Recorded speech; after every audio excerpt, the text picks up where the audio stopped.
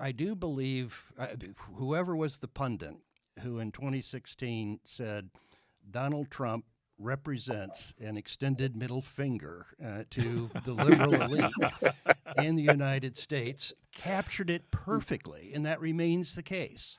And so I would slightly amend what you said. I believe that these indictments have increased Trump's support, solidified it among MAGA Republicans, people for whom that's what he represents. And their support for him represents their extended middle finger to the liberal elites. You and I have a rendezvous with destiny. We choose to go to the moon and this decade and do the other things, not because they are easy, but because they are hard. And so I'd like to welcome all of you here. And let me start by welcoming Governor Ducey. Governor, thanks for being here with us today. Good to be here. And Elliot, I always like interrupting you from your economics. I think it's good to get away from your computer and your spreadsheets every now and then. How you doing today? Great. I'm traveling. It's just great to be on this. That's awesome. And then finally, our guest. I can tell you everybody on the show is excited to have you, Bob. Professor Thompson, who is usually a regular member of our show, said that he loves reading your columns, and I think everybody here on this group does. So thanks for being with us. Good to be with you. All right, so let me start with this. I want to start with a question. We're going to talk about politics today and what's happening in the political parties, the changes that are taking place. But before we do that, let's do a little bit of recap on what happened in New Hampshire. Did what happened in New Hampshire eliminate Nikki Haley from having any chance? Is there any reason that she should stay with this campaign all the way to the end, or do you see her dropping out? Let's start with that. I think certainly she came out of New Hampshire well enough to move to South Carolina, the state for which she was the governor. If she gets crushed in South Carolina, then I think it's difficult to provide a rationale for her to stay in. But if she continues to run within shouting distance of Trump, and particularly if she were to win in South Carolina, although I don't think anyone believes that's likely in the cards, then I think she's got a reason to stay into Super Tuesday or until Trump officially accumulates enough delegates to win the nomination. The New Hampshire result, while impressive for former President Trump, nevertheless showed significant vulnerabilities, particularly in a general election setting. And I think Haley, to the extent she remains arguably viable, serves a useful function as a way in which people who have reservations about Trump can express them and perhaps continue to serve as a wake-up call to Republicans about Trump's general election vulnerabilities. Do you think that the viability of Nikki Haley is based more on the personality of Trump, or is there an actual ideological divide that exists in the Republican Party today? There is both. I think it's mostly a rejection of the way that Trump practices politics and a fear of how he will govern in a second term. It's a tribute to Haley that she is the candidate left standing at the end. There were more substantial, or thought initially to be substantial, challengers. Her own political skills, I think, has resulted in her being the last woman standing against Trump. But it's primarily, I believe, a rejection of Trump and Trumpism as he and his movement practices politics. There are substantial policy differences, however. Haley has acknowledged that if we're going to get the debt under control, we have to look at entitlements, although she's been fairly vague about what that might constitute. She's more of a national security hawk than Trump is. So it's a combination of political persona, political practice, with a little bit of policy differences tossed in there as well. Okay. Governor Ducey, any thoughts on that? And your comment on Nikki Haley, sure. stick around. She performed pretty well in New Hampshire, not as well in Iowa, but she's presenting a different version of conservatism. She's a successful governor. She did a great job as ambassador to the United Nations. She still has resources pouring in. So it's completely up to her when she steps off that stage. I like how she's demanding a debate, and I think that's important. And I think it's part of the price of admission. And I think she's got every right to remain in the race while she's mathematically a plausibility. And we're just starting here. I mean, I think Super Tuesday is March 5th. We'll know a lot more then, but this is her home state. And like I said, she had a successful 2 terms there. I think the electorate does favor Donald Trump's version of politics, but there's no reason that she should leave if she doesn't want to and she wants to continue to pursue this. Elliot, any comments? Yeah, she did very well with basically independence, and I think that's important. She basically has an ability to win, and I'm not sure Trump does, given the fact that independents are pretty much want to stay away from him. The other thing is that I think she should be building her brand as much as she can, because while everybody assumes it's going to be Trump and Biden, there are so many variables between now and November, it might not be. And she might be the best candidate if something happens to Trump. You know, it seems to me, Bob, that we've watched as Trump has gone through these indictments. We'll talk a little bit more about those in a moment, but we've watched as he's gone through those indictments where he's actually grown power inside the Republican Party. I don't think he's grown really amongst independents or amongst Democrats, but he's grown inside the Republican Party. It seems to me that there's a group of people within the Republican Party who are kind of mad. They're mad at what they call the elite. They're mad at what they call the media or the people who they think have been looking down upon them for whatever reason. And Trump does a better job of sticking his finger in the other guy's eye. I do think that the only way to really combat that is to not come back with a fight based on personality, but instead with a fight based upon the issues. Because while I'm not sure of this, I would think that the concepts that Nikki Haley is talking about, the private sector and empowering business and empowering individuals to be able to own what it is that they create, and the national security issues that are that focus on the idealism of people like Ronald Reagan, that there's still some appeal to those concepts within the Republican Party. There is, and you see that in the disaffected Republican vote that went to her, and you saw that in spades in Arizona, where you had what I called the Ducey Cinema voter in 2018, where you had some 225,000 people vote for Governor Ducey for governor, and Kristen Sinema, the Democrat at that point in time, for U.S. Senate. I do believe whoever was the pundit who in 2016 said Donald Trump represents an extended middle finger to the liberal elite in the United States captured it perfectly, and that remains the case. And so I would slightly amend what you said. I believe that these indictments have increased Trump's support, solidified it among MAGA Republicans, people for whom that's what he represents.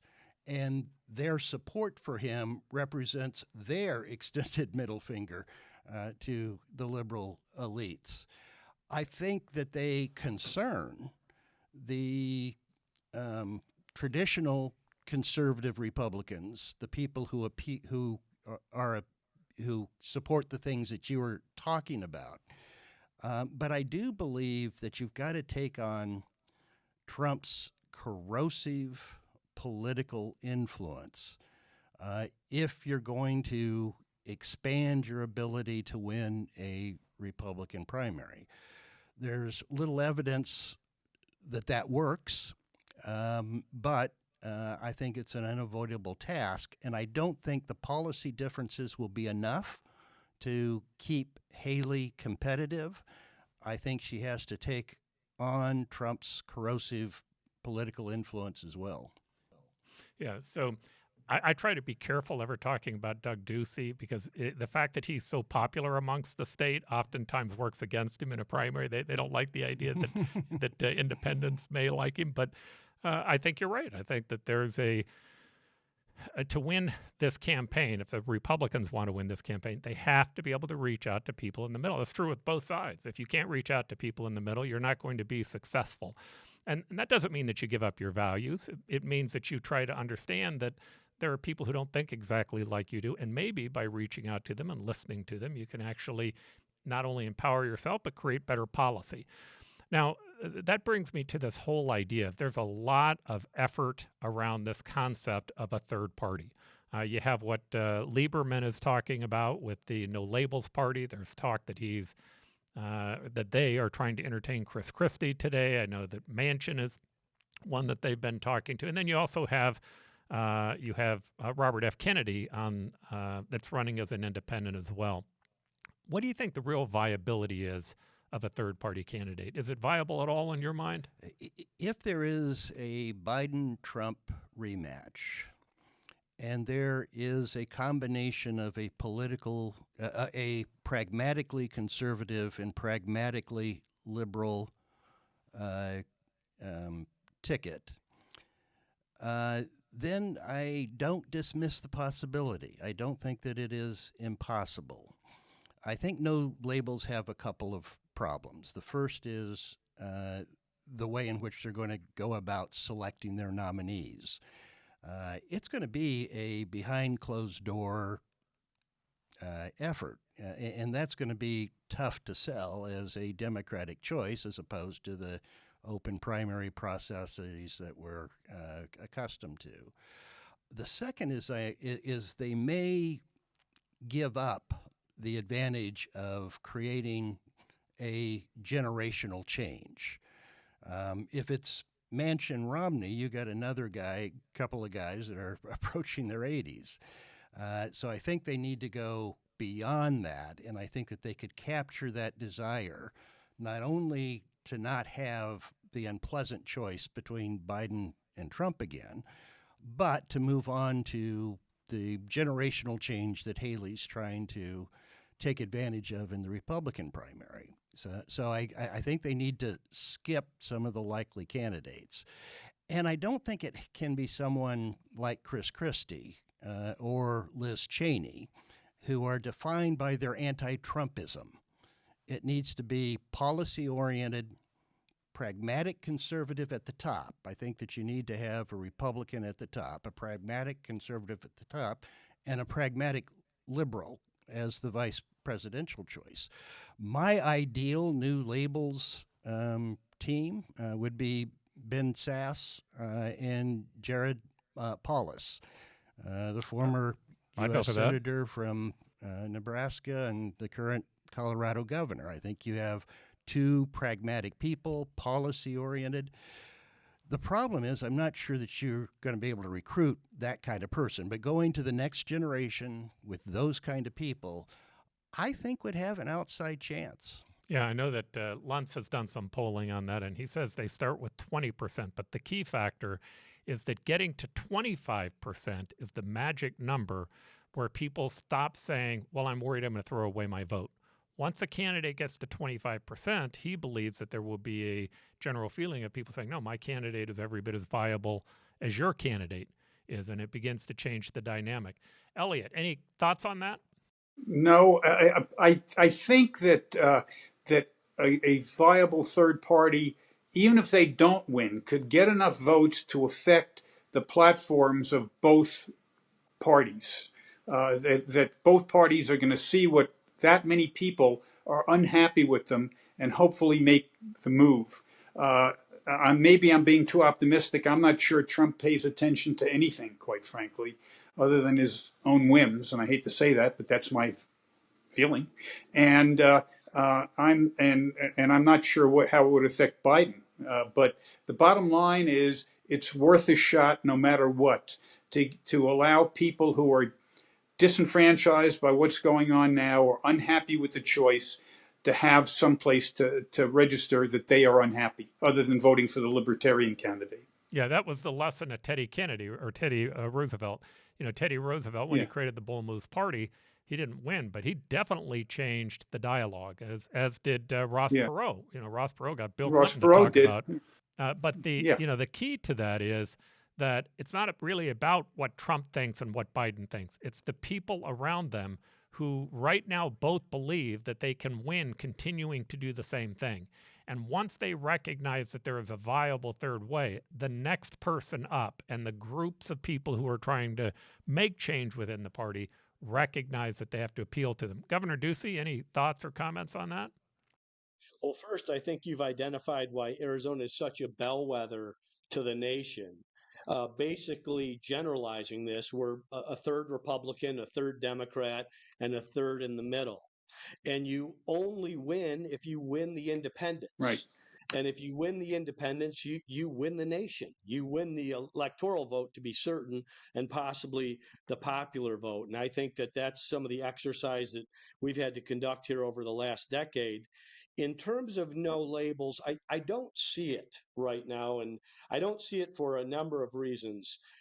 I do agree that if there were ever a time for a third party possibility, it's now. My issue with no labels is both sides are playing that the opponent will be a spoiler for who they want. And I think that sends shudders down people's back to think that they could participate in spoiling their chosen party. The other thing is I don't like the name. I mean, you have to stand for something. I was proud to be called a conservative Republican or a Reagan Republican or a constitutional conservative, and no labels. I don't know that Americans buy into that. The selection process is problematic, and also, who wants to be number two? I mean, it's one thing to want to be the chief executive and want to lead. And if somebody like Mitt Romney wants to be number two, good on Senator Romney. Now, I'm a huge Ben Sass fan as well, Bob, but I don't think that in this climate you would need someone who was truly groundbreaking. And I think Americans see people that have been in office for several terms, rightly or wrongly, as politicians or establishment. But we do have a history of electing military heroes. And it's a rather good and successful history. We all know the names Washington, U.S. Grant, and Dwight D. Eisenhower. And while we don't have any wartime heroes right now, we do have people like Admiral McRaven, who was the provost of the University of Texas, and General Mattis, who is held in the highest regard. And I think a candidate like that has not got any of the stain of partisanship on them could be someone that could really attract attention. And can you imagine Admiral McRaven standing on stage in between a Donald Trump and a Joe Biden, answering these questions about leadership and pragmatism and actual problem solving? I think a lot of people would look at that like they did with Ross Perot and say, that's my guy. Yeah, it's what I find fascinating about it, I think the governor is right. I think the name is a terrible name because I've made the mistake of calling it the Do Nothing Party and remembering that's 100 years ago. Now we have two Do Nothing parties. Right. We'd be better if we had all three of them being a Do Nothing Party. But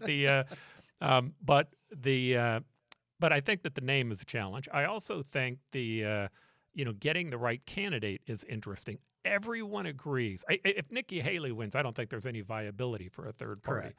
But if it's a Donald Trump and Joe Biden, there's a huge viability. But what I want to do is I want to dig in a little deeper first. Well, no labels have said they will only field a candidate if it's clear that it's going to be a rematch between Biden and Trump. So even if the Democrats found a new candidate, at least from what No Labels is saying, they wouldn't field a candidate. All right. So I want to dig in to the problems of both parties. I have people all the time ask me with Joe Biden, well, what has Joe Biden done wrong? And I do think the biggest issue Joe Biden's done wrong is a nature issue. He's old. It's just hard to justify it. But there are forces in the Democratic Party. I became an independent. There are forces in the Democratic Party that worry me. And you wrote a great article. I encourage people to go to Substack to read all of your articles. I'm going to talk about a couple of them today. One on the Democratic side and one more on the Republican side, even though you didn't frame it that way. I thought that it definitely was. And on the Democratic side, it was this issue of wokeism. Now, every time I use the word, I get grief for it. People say, well, what does that even mean? Right? And the grief is all woke means is to be aware of that race exists. That's the idea behind it. You made the point that you use grievance politics and identity politics and words that you thought better examined it. But let's talk about first, what does woke even mean? What does the word engender to you? Well, it began as a term of self-congratulation on the left, that it was someone who, as you described it, was aware that of racism in America and the need to take it seriously and overcome it. And then it's been hijacked by the right as an incantation about identity and grievance politics, superseding every other value. And I try to explain in the column that you mentioned how this isn't your father's affirmative action. This isn't saying, gee, we recognize that there are people who don't start at the starting line in life and have things to overcome, and that we should be sensitive to that. We should have programs to try to include them and take that into consideration. It's an ideology that says that identity is more important than anything else, including individual merit. Affirmative action was an attempt to get to individual merit. Instead, wokeism says that individual merit and the emphasis on it is a snare and a delusion, that the United States was formulated in order to protect slavery. It has been maintained to maintain white supremacy. And the only way to overcome it is to distribute benefits based upon identity.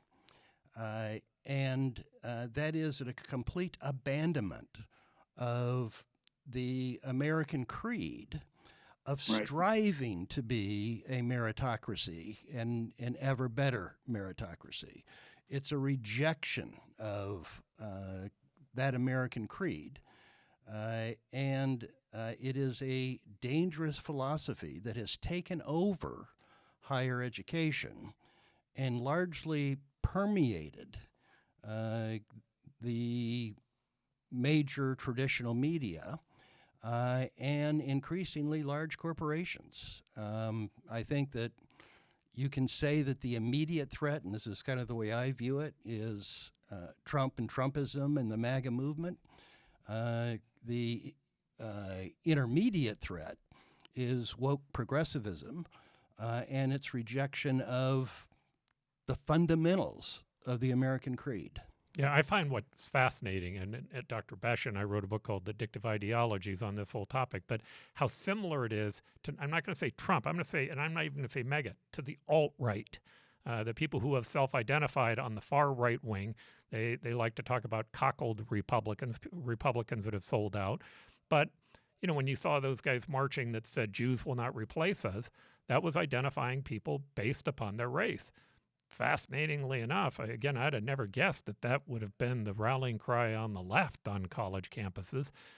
They don't even see it. I mean, I get these comments that will come in on our YouTube stuff, and they say it's completely different. Well, the 1619 Project is about seeing us based upon race. The critical race theory is about seeing us based upon which group we're in. The idea of DEI is an issue of, diversity, equity, not equality, equity. It's that this is going to be focused on the back end. Inclusion, meaning we're going to be included regardless of whether we're meritorious or not. Now, I'm a huge believer in civil rights. I always have been. I love Martin Luther King's ideas where he said that we should be judged by the content of our character, not by the color of our skin. But the idea that we fix the outcomes on the back end to make certain that we're all equal, not only is it wrong, it doesn't work. It's ineffective.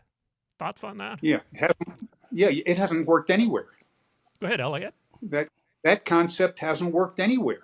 The only reason we've been successful for 250, 260 years is because people strive to make themselves better. And, unless you came over on the Mayflower or your grandparents or great-grandparents came over and were wealthy, you have, by living in America, lived that meritocracy, and you believe that things can get better for you and your kids, and you're going to work hard, you're going to strive hard.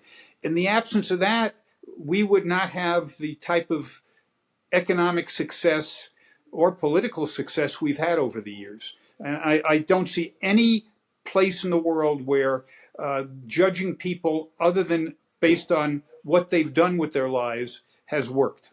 And Bob, on that point, merit, have we been a meritocracy? Is that foundational to the United States? It is foundational, and you can go back to de Tocqueville's observations in the 1840s, 1850s of that as a defining characteristic of Americans and the American creed. Now, it certainly has been the case and should be recognized and taught that there have been long stretches of American history where people have been excluded from the American meritocracy because of their identity, because of their race, because of their gender, because of their immigration status, sexual orientation. But we have always worked towards opening up the American meritocracy wider and wider and wider. And there is, I don't think, any debate that the United States has been the most successful, pluralistic, multicultural society in human history. And the American meritocracy has been real. It has never been more open than it is today. And efforts should continue to make the opening wider rather than to abandon it for something which makes identity not a source of personal pride and celebration, but the way in which you are ascribed status and benefits in society. That's a destructive, dangerous path, and we are way too far down it in far too many aspects of American civic and business life today. Governor, maybe if you hit on that, and Governor, I'd love to hear your thoughts on things like DEI. I don't know what the states, how the states saw their role dealing with DEI, but any thoughts on this? Well, first, I mean, I reject DEI and what it's become. It's become a form of racism and a reverse racism and division at the corporate level. But I want to go back and address some of the things we were talking about around this woke ideology. And I think that Elliot and Bob both put all that together, so I'm not going to have repeater's disease.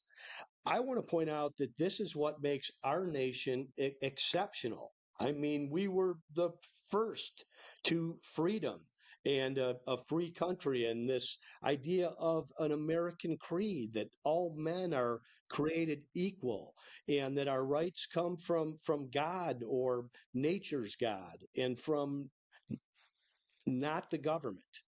And I see just such an assault against that in the name of progressivism or woke ideology or equity, which I think is a new word. I was a finance major at Arizona State University. I have some idea what equity was, and then I was sitting in a political meeting at some point as I'm going to get governor, and I stock. said, "Did he say equality or equity?"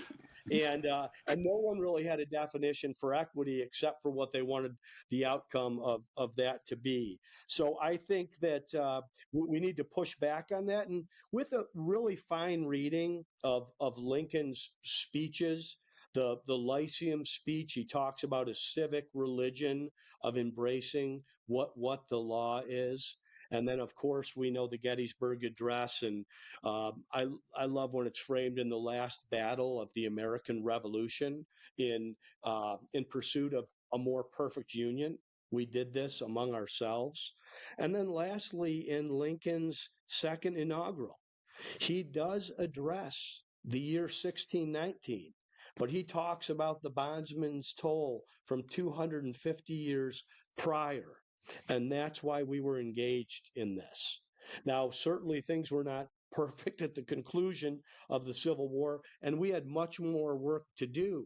But the fact that we're not teaching this informed, patriotic, and heroic history of over the decades, decade over decade, the improvement and battles that have been fought. And sure, we've plateaued at times or taken a step back, but where America is today versus where we were in 1776 or hundreds of years before that there's no comparison. It's almost silly to even make that case. Yet you do see some of these folks not on the classical liberal or the center left, but the progressive left want to talk as if the game is rigged and not to point out all the positives and all the success stories we have across the prism of people that were born here and came here regardless of their background. You know, I've begun to have a discussion over my Israel trip because we've had a couple of conversations on it.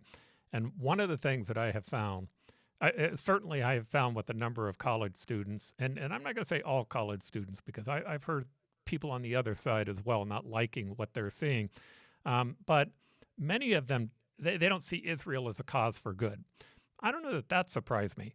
What really surprises me is to recognize that many of them don't see the United States as a cause for good. In fact, the same people who don't see Israel as a cause for good tend to be the people who don't see the U.S. as one. Here's my question, though, to you, Bob. And before I move on to talk about the Republican side, if Elliot or the governor want to chime in after Bob, but what's the real effect on the Democratic Party? It seems to me that when these three college professors spoke, it was like a light bulb or an awakening to many people who are liberal or who are Democratic, not recognizing how far this idiocy had gone. I think that's absolutely the case. It was an arresting moment. And too much of the center left has felt as though we were still in the affirmative action stage of the ideology on the far left, and they support that. They believe that we should be doing outreach and we should be opening things up to the extent we can. The fact that that these three college presidents couldn't bring themselves to say that urging the killing of all Jews was unacceptable conduct by an undergraduate was a shock to the conscience, and I think opened up a discussion about how far wokeism or identity and grievance politics has moved from Martin Luther King's "I dream of a country where my four little children are judged by the content of their character, not the color of their skin." That is precisely the ideology that wokeism rejects. They say that that's impossible. It can't be done. And they go further and say claiming that should be the goal is propping up white supremacy. So I do believe that it was a wake-up call. I was pessimistic at the time that it would have large impact. I'm growing more optimistic that we may be turning a corner on this ideology. That with the U.S. Supreme Court decision striking down backroom quotas that lock out Asian Americans, along with this businesses being worried that the precedent that was set for college universities might be used against them, since the Civil Rights Act say that you can't take into account race in making your decisions, and they're clearly doing that. So I am now cautiously optimistic that we may have turned a corner. I actually think you may be right. Elliot or Governor? My only comment is, how do you change what kids are taught in high school and in college at this point? Okay, when my kids were in high school and college, I would read their textbooks just to see what they were learning, and I just was flabbergasted. But what I saw after October 7th, in terms of the way that universities reacted, was it's become far more ingrained than I ever dreamed, which is a horror show, because how do you get rid of that before a whole generation is affected by an ideology which is, in my opinion, the opposite of what America should stand for? Governor, I'm going to let you answer that question. Sure. So the way you address this is, in your first law, you pass the American Civics Act, and you make sure that no student graduates high school until they've passed the same citizenship test that a newly legalized American has passed. Now, if you guys took this test, you'd all get a 97 or a 98. There are two pretty tough questions on it. But kids in Arizona and across the country wouldn't be able to score a 50 on this a decade ago. And these are not tough questions. It's who's the father of our country, how many branches of government, who won the Civil War. These types of questions. So I think you begin there, but we've got to have a foundational test, and it's okay to measure on this. Then we get school choice. This indoctrination has happened at the K-12 level. The other side was playing chess while we were building businesses and starting companies and raising families. So this indoctrination has happened. And if you look at the school choice that we have in Arizona, and I'll point out the Great Hearts Academy as an example, go online and search Great Hearts Academy and drill through their reading list. It's excellent. And they do learn what I call that informed, patriotic, heroic American history, warts and all. And then lastly, it's cultural. Peggy Noonan wrote a great article. She's written many great articles, but she wrote a great article about 10 years ago, and she said anybody 50 or older looks around and doesn't recognize the country that they grew up in. There's always been bad parents, and when we were kids, if there was a bad parent involved, the kids went out and they played in the culture, and the culture was positive, and it lifted them up, and a neighbor invited them in and shared their values and their dinner table. Now kids that go out and play in the culture get exploited and sexualized and come away cynical and negative and pessimistic. So there's a lot of work to be done here, but I do think Arizona was the first state to pass universal educational savings accounts. These schools' history lessons will be much closer to the Great Hearts Academy. 9 other states have passed this. People like Ron DeSantis in Florida, Greg Abbott in Texas, Bill Lee in Tennessee are moving these types of curriculums forward. And you're just going to see more of this, and this is how we fix things in America. The pendulum does swing for the other side that loves to embrace democracy. All of this was done democratically, and it will be fixed democratically. Yeah, at the college campus that I was at, talking about this whole issue, the obvious thing was spoken. Somewhere in the middle of my speech, I was interrupted, and the comment was, well, that's just white privilege.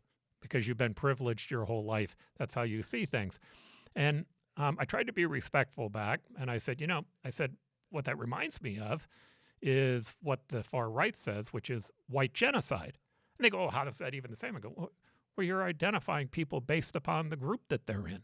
You have no idea what experiences I've had when you make that comment. No, by the way, you aren't a person of color either, right? What makes you think this was a white student making the comment to me, right? Who thought that he had a better understanding of how minorities lived simply because he was willing to say that I was the one that had white privilege.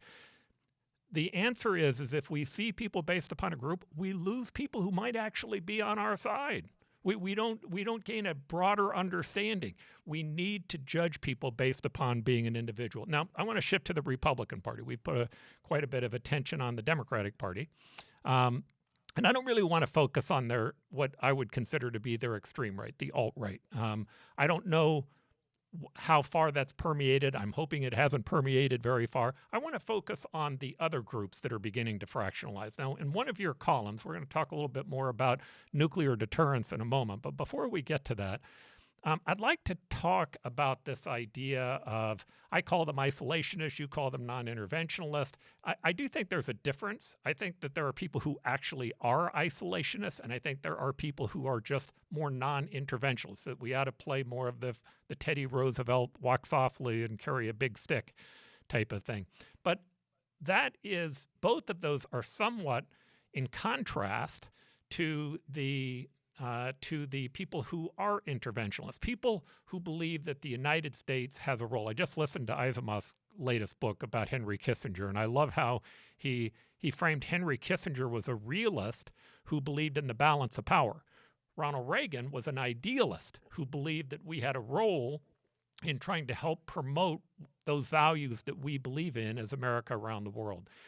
Talk to me about whether or not you think, Bob, that is becoming a bigger divide within the Republican Party and what effect that may be having on them today. It is a very substantial and growing divide. There are three elements of isolationism. There is non-intervention in foreign policy, there is protectionism in trade, and there is restrictionism in immigration. Would you repeat those for me? I want to remember those. The elements of isolationism, in my judgment, are non-interventionism in no foreign entanglements, protectionism in trade, and restrictionism in immigration. Okay. Now, the Republican Party used to be pretty united around a rejection of all three. It was a national security hawk party. It was a pro-free trade party. It was prior to the 1980s. It was even fairly open to immigration, particularly to the extent that it assisted with creating a labor force for business. You now have, I think, a core mass of people who are all three and are fairly described as isolationist. I have rejected that in terms of non-interventionism because it's possible to say that we've overextended ourselves in terms of serving as the de facto guarantor of an international rules-based order while believing in free trade and believing in fairly generous immigration policies. That is sort of the Cato Institute position. You don't find much of that in the Republican Party. And you now, I think, have a very substantial separation with respect to foreign policy. You still have national security hawks, but you have a growing voice of non-interventionism. But I think the Republican Party is largely abandoning free trade and has clearly abandoned any sense of having a generous immigration policy. And perhaps most significant of all, there's a growing abandonment of free market, free enterprise principles. There's an increasing faction, particularly in the U.S. Senate, that favors a right-wing industrial policy to compete with the left-wing industrial policy that has been the heart of the Biden administration's approach. So for traditional conservatives, it's hard to find much room for yourself in today's Republican Party. And so I was late in moving to being a registered independent. I was probably a decade and a half behind you, but triggered by the coup attempt, I went that way. But increasingly, someone who's what used to be considered a full spectrum conservative has a hard time finding a place for themselves in today's Republican Party. All right, so Can I push back on this? go ahead, Rob? Governor. And I push back at my peril with a pundit and a writer here. And He's also someone pretty who damn smart, remains but anyway. I remain a Republican because I think there's something there worth fighting for. And Bob makes very good points on this. And there has been a strain of isolationism that has run through both parties over time. I think the last time we were this isolationist was on December 6th, 1941. And it was quite shocking and surprising what got us all in. I look at this in my lifetime as the most serious geopolitical times we've experienced, with the least serious politics. But whether you want to call it isolationism or non-intervention, that's where the cheers are. And the cheers are on both sides. So it will take leadership to make the case that what Washington laid out in his farewell letter is not the world we live in right now. On trade, I think there's something to talk about here, because I don't know that many people want to go deep on this. I think Donald Trump's just an incredible showman, and he's had these beliefs in tariffs and trade wars, and he's been consistent since he was a young man on this. And because he's the nominee, he's been able to move these things forward. And then lastly, I really do believe we're a big-hearted country, and I think there's a real solution on immigration. But the mistake is we lump border security in with immigration, and I see them as two separate issues. And I clearly, after 8 years as governor, see them as two separate issues. And Greg Abbott is making a great case right now that this is a separate issue. Border security is about national security. It's about public safety. It's reducing the drug trade, et cetera, et cetera, et cetera. And it's not to point out that there are vulnerable people that are in seek of asylum, but there are also bad actors and cartels at work. If we were to solve the border security problem, and the Trump-Pence administration did, it was never perfect, but it was stable. It was so stable that the Arizona Republican legislature was going to advance to the ballot a DACA recommendation that made those kids the equal of in-state Arizonans for tuition purposes. And if you talk to any small business person today, most of them, Republicans, they need labor. And the way you solve this is through a targeted, merit-based, needs-based immigration program. But you're not going to solve this comprehensively. It never works. When something comprehensive does pass, all we do is regret it. If you can secure the border, and we can talk about what the definition is. It's not seal the border, it's secure the border. And basically, I would have a stability test around that. You can get to immigration reform, and we can do it better this time because it can be around merit and need of the United States. Yeah, we're going to have a little mini debate and discussion between you and I and the panel on immigration on our next show. Although I think we both kind of like the merit-based system. Elliot, any comment? No, I think the governor's hit the nail on the head. It's when politically people lump two things together that don't go together, and the mess that causes prevents people, I think, from thinking logically about the solutions, which basically the governor has outlined. All right, but in terms of this question of where does the Republican Party stand today? Mm-hmm. Even if the border were secure, the position of the Republican Party would be we don't need additional legal immigration. That is the majority sentiment within the Republican Party right now is very immigration restrictionist. So I think, and I think that's a change. It used to be more open to the kind of immigration reform that the two of you spoke of. Yeah, But but Bob, that's not the case now. But In isn't the that Republican Party?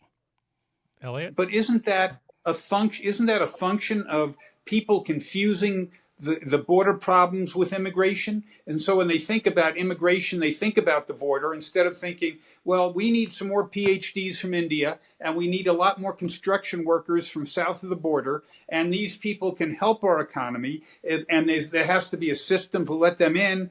And what they think is people running across the border at night. And it's the confusion of not being able to separate those two things which causes this type of reaction, I think.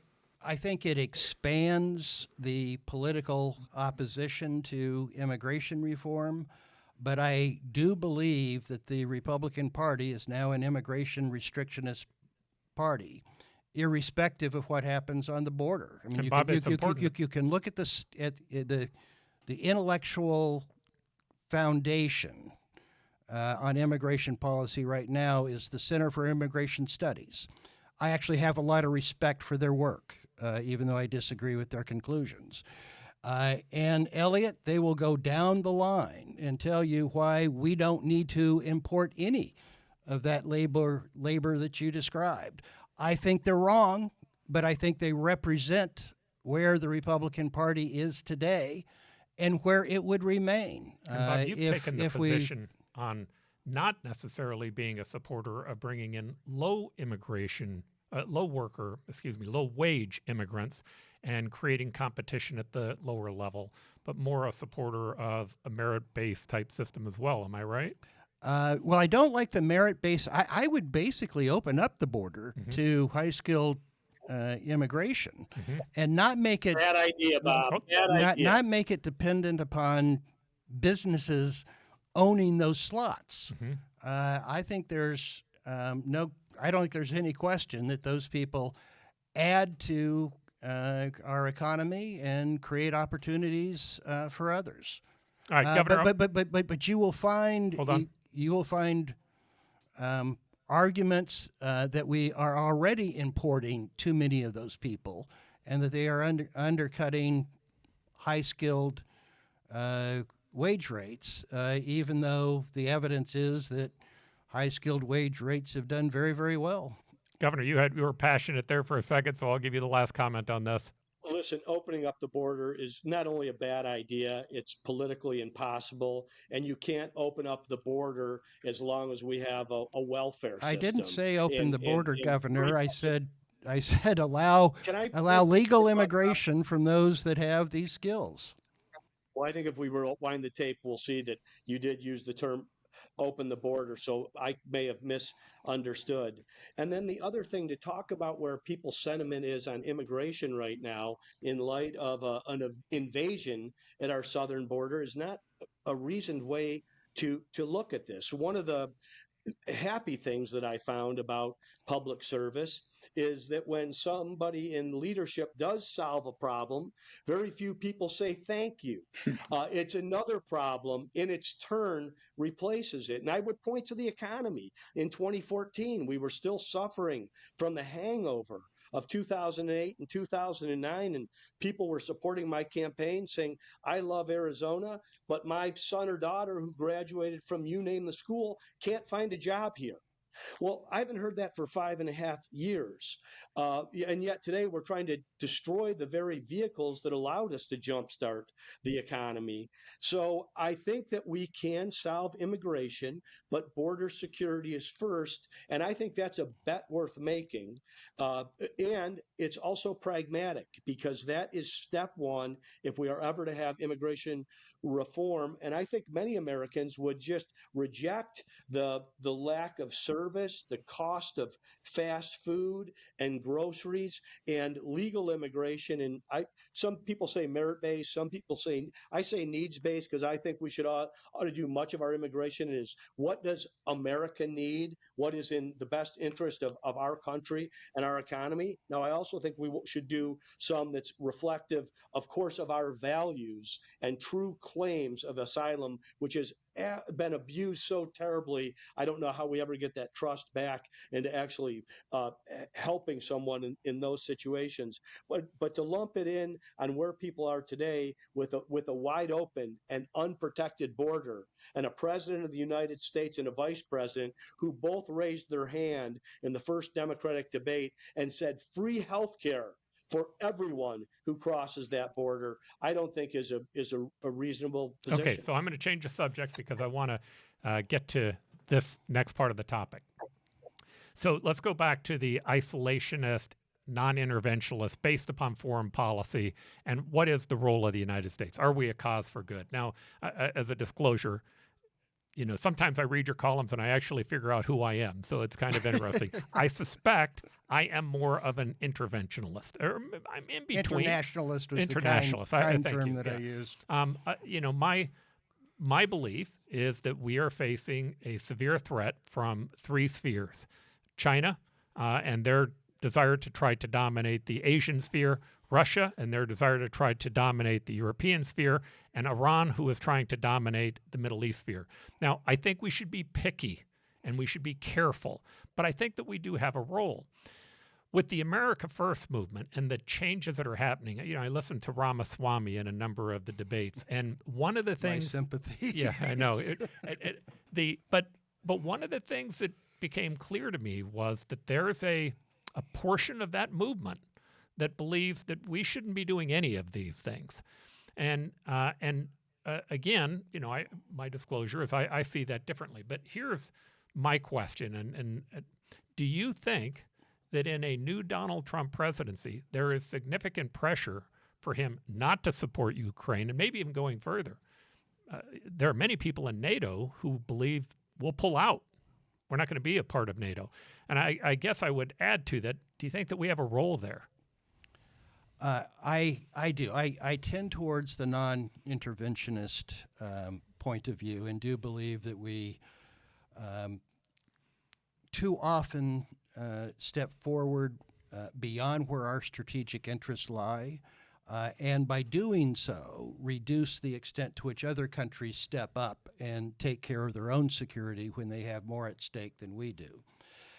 Having said that, I regard Ukraine as an exception to my general tendencies.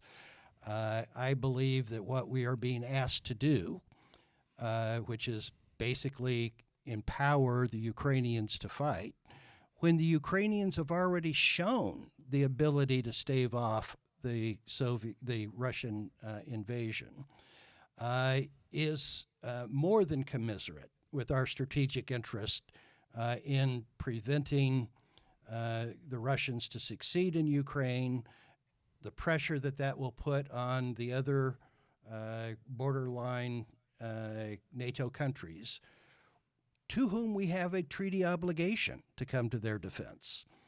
So I am a strong and passionate supporter of continuing our military and governmental assistance to Ukraine. I am less inclined to see that we have a comparable role in the Middle East or with respect to China. If you look at Taiwan, you just think geographically and logistically, how do we stave off, provide a security guarantee to that country without triggering a very large and deadly war with China? Just geography says that that's a different sort of situation. And in the Middle East, I think we've demonstrated for well over a half century that we have neither the wit nor the competence to manage affairs there and make things better? How can you look at the history of that area of the world and say that our involvement has improved things?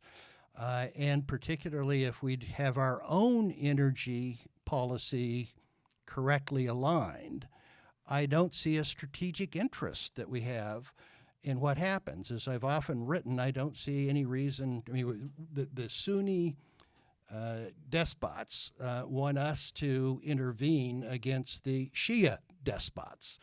And I just don't see that we have any long-term reason to believe that Sunni despots are preferable in that part of the country to Shia despots. So would you extend the Abraham Accords to Saudi Arabia? I know they're looking for security guarantees. I am strongly opposed to offering the House Assad, which is one of the most repressive regimes in the entire world, U.S. security guarantees. And they're a rich country. There's no reason that they can't provide for their own security, except that their people have no reason to want to fight for them. So I am passionately against a security guarantee. Now, I think that things are moving in the right direction in terms of Israel's relationship with the Arab countries. I think that we should support Israel in two ways, being willing to sell them the arms that they need to defend themselves, and defending them in international forums that seek to isolate and condemn them. But I also, frankly, don't see a security interest in their fights in their region. And how many American presidents have to try to create peace between the Palestinians and the Israelis before we conclude that that's something that the United States is not capable of doing? The only time we had any success was Jimmy Carter midwifing an agreement between Israel and Egypt, which has condemned us to providing billions of dollars to a repressive regime in Egypt. So I think Ukraine, significant security interest. It's distressing to me. And to answer your question with getting a long time answering your question, I think clearly Donald Trump will cut them off. And it may not wait till Trump. I think we're very close to making a very serious strategic mistake. What we gain for the amount of money that we're investing in Ukraine is, from a strategic interest of the United States, dramatically greater than what the cost will be if we don't expend that money. So I believe we do have a strategic interest in the Middle East. I'm going to do a whole segment on that, but I'm just guessing Elliot is biting his tongue wanting to say something here. So well, yeah, I agree with Bob on most of what he said. For us to turn our back in Ukraine, and by the way, that's why Europe recognizes the argument I'm about to advance, which is why they're pouring so much money into Ukraine. Putin has no intention of stopping at Ukraine.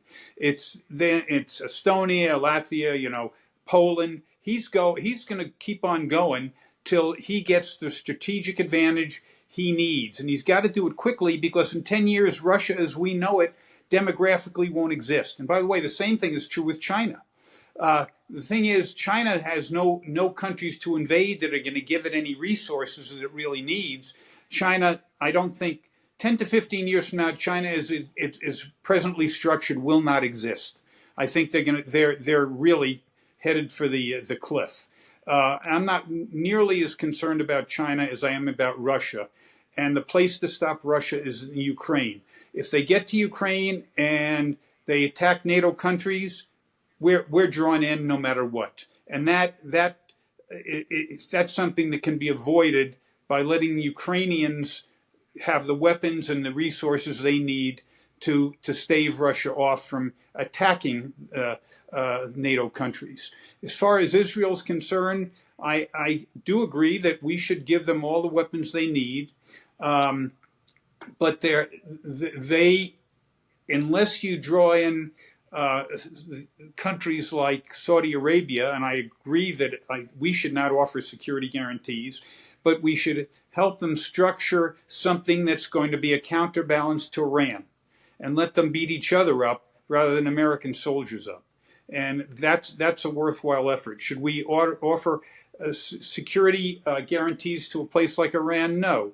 Israel, I actually think we do have strategic advantages in having Israel there and having another democracy in the world that in an area of the world where democracy does not exist.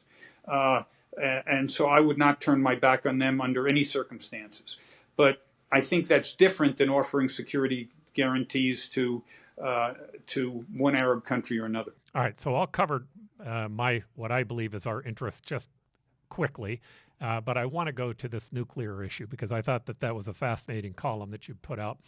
I like Henry Kissinger's idea that we have a role in the balance of power, and I think in the balance of power, trying to keep Iran from becoming the hegemon of the Middle East is important. I don't know that we have to give security guarantees to get that, but I think there's an advantage to that. Namely, we want to keep them out of those two straits at the end of the Red Sea and at the end of the Persian Gulf so they can't control the flow of oil that are going to our allies in Europe. Today, we're in a position where we don't need it, but our allies definitely need it. They need the supplies that are coming from there. Anything that we can do to disrupt Iran in that process, I think, is an advantage. And I think, candidly, I don't think Iran really cares about Israel. I think they see Israel as a tool to create grief for the Sunni countries and for the United States, and we're the ones standing in their way. But you hit on an even bigger issue in your column, and that issue was this whole concept of deterrence. You know, Henry Kissinger also talked about part of winning that Cold War was the fact that we had a strong deterrence. John Kyle, the senator from Arizona, has served on a committee that has taken a look both at American forces and where we may need to beef up. He talks about the need for a two-front war, which is fascinating because right now we may be in a position of a three-front war. But in saying that, he also talked about the importance of upgrading our nuclear arsenal. Talk to me about that, and you thought that to be important. I'd like to know your thoughts on that. I think it's not only from a policy standpoint important, but it also struck me that it could be where you could find unity and consensus by both the internationalists and the non-interventionists, where you have this growing division in the Republican Party, and as Governor Ducey indicated, has always existed in the Democratic Party. The Strategic Posture Commission was actually established as a result of a law passed by Congress. This is a commission that Congress wanted. It was evenly divided between Republicans and Democrats. John Kyle led the Republican side. But it proceeded in a completely nonpartisan way. It was subject matter experts and had, believe it or not, a unanimous report. And the parts that I thought could serve as kind of the beginning point of a consensus on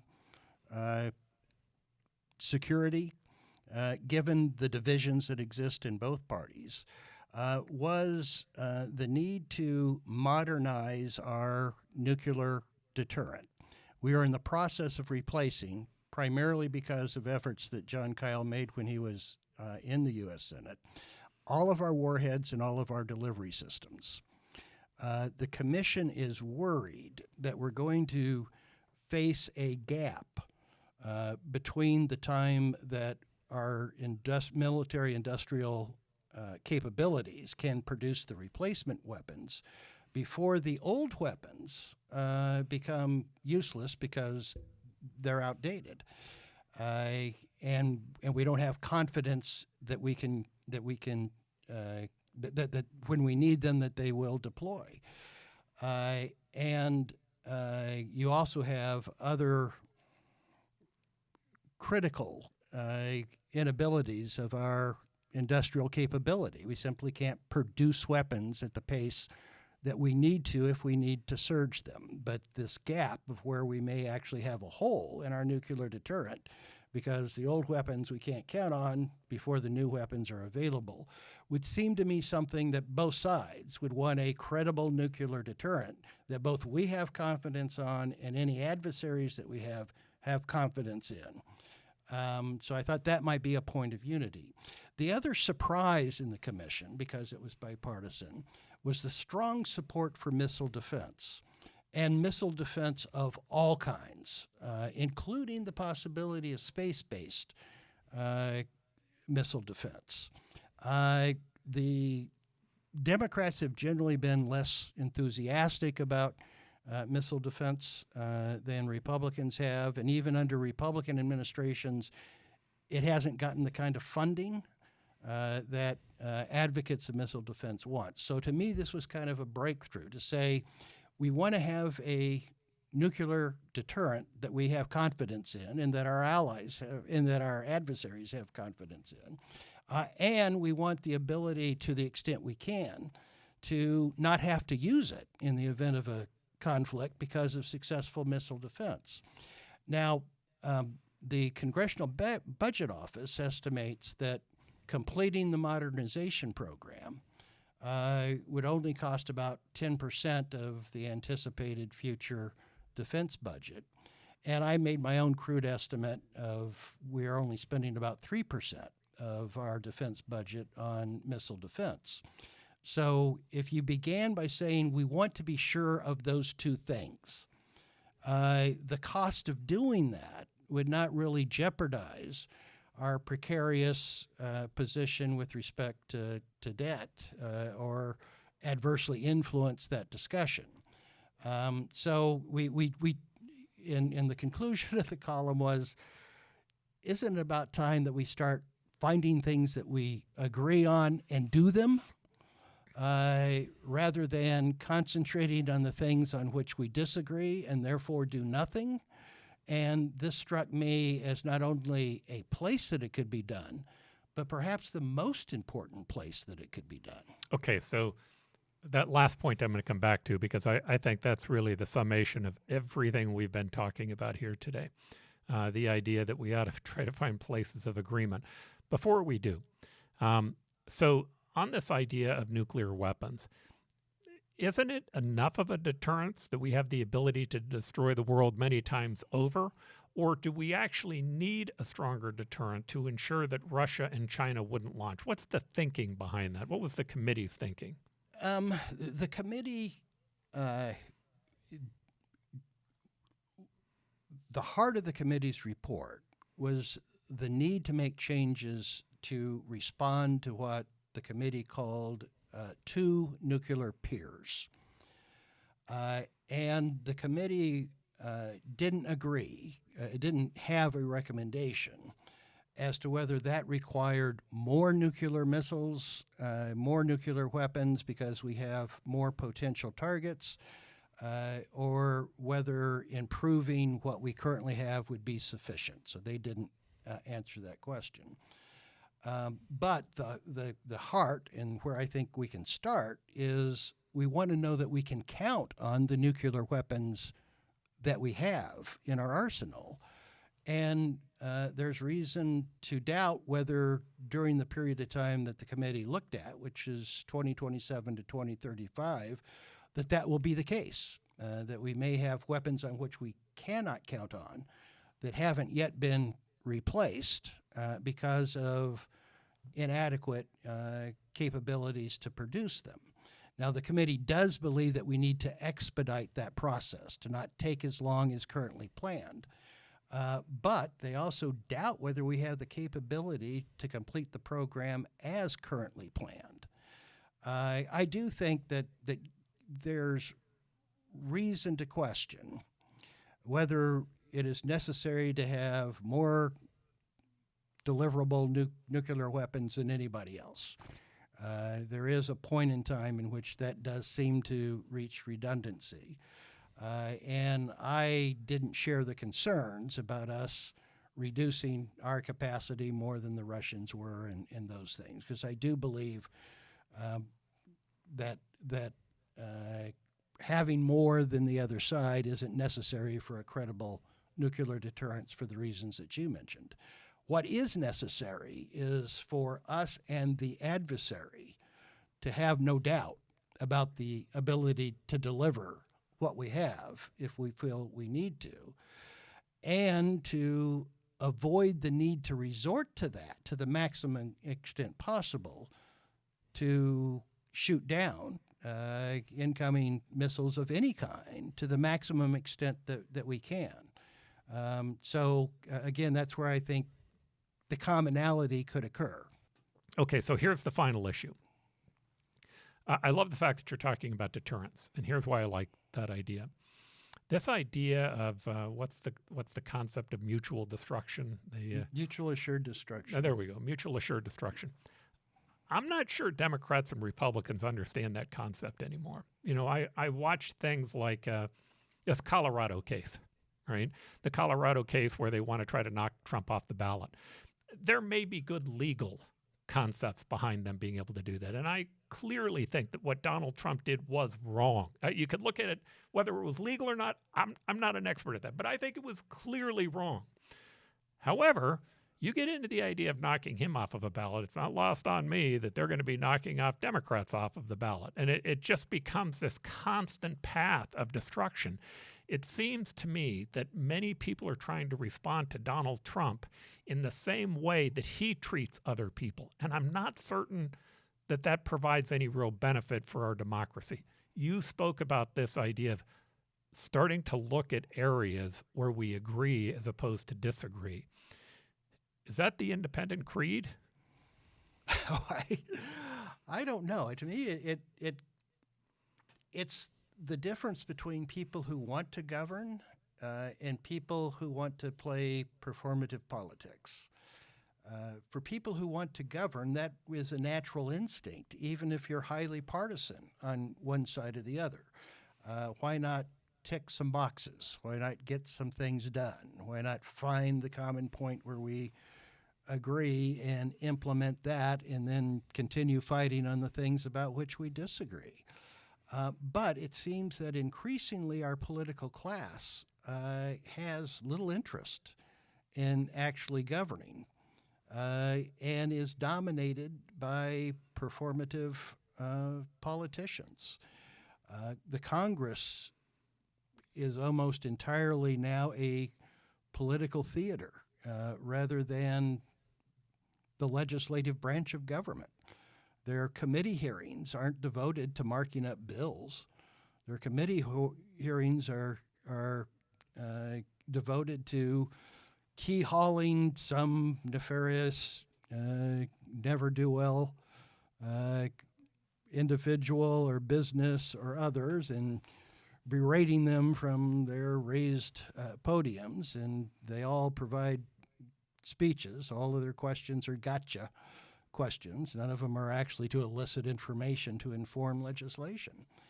So to me, it's not, I think independents have simply decided that they've had enough of the excessive partisanship. But I don't think that it's the desire to get something done depends upon being independent and not partisan. It's just, are you there to govern? Are you there to get on television? So I think that we need common narratives. And I think we've lost that, the ability to have a common narrative. We've entered into an era of pessimism on both sides. There's so much pessimism on both sides about the system and about who we are and about what we can do that both of them spend most of their time attacking.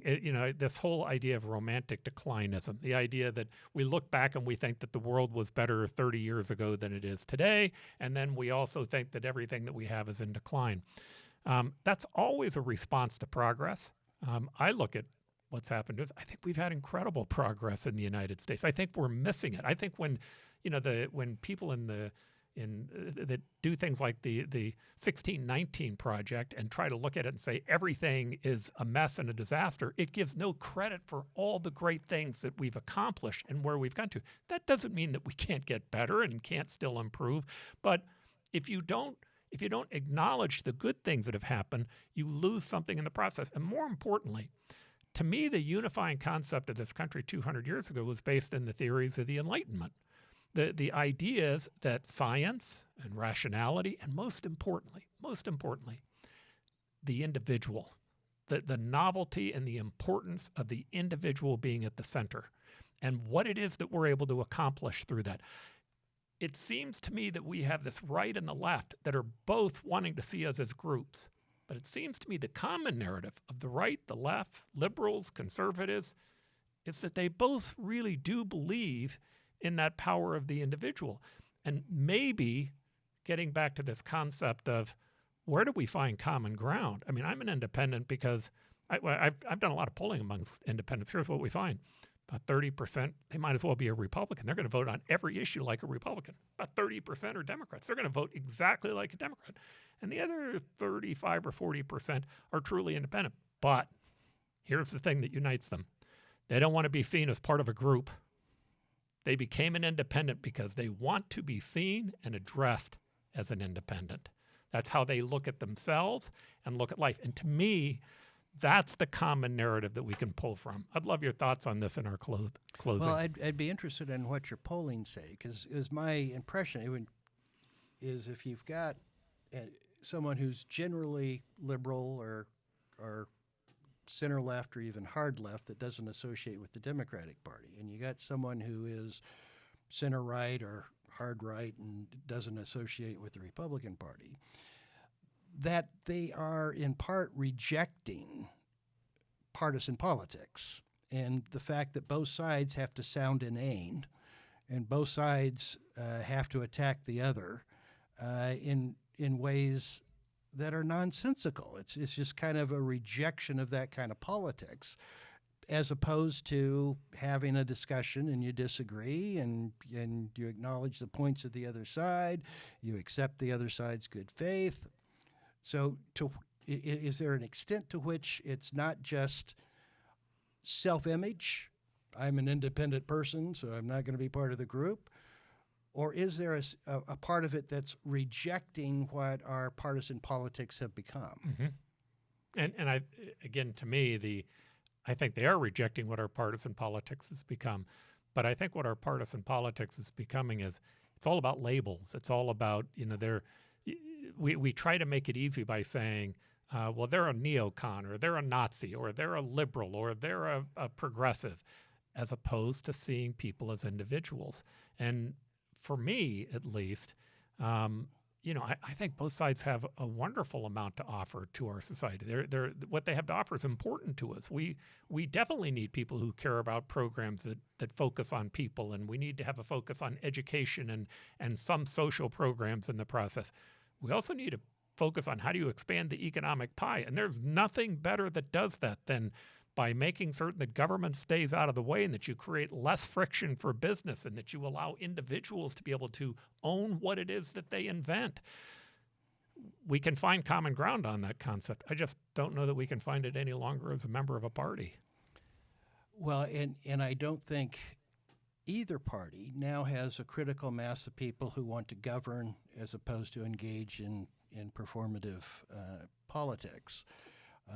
The governor mentioned George Washington's farewell address, and his contention was the part of it that warned against entangling foreign alliances no longer fit the world in which we live. I happen to disagree with that, but I think there's a reasonable case to be made.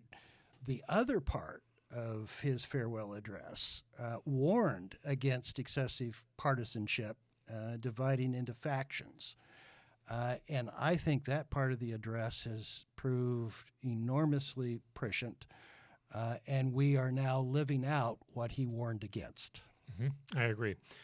All right, Bob, thank you very much. I know that we can get your articles on Substack. I recommend everybody to get a copy of Bob's articles. He's always very insightful and intellectual and balanced, interestingly enough.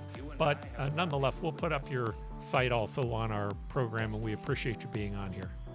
Good to be here. Thanks for having me. Thanks, Bob. Have a rendezvous with destiny.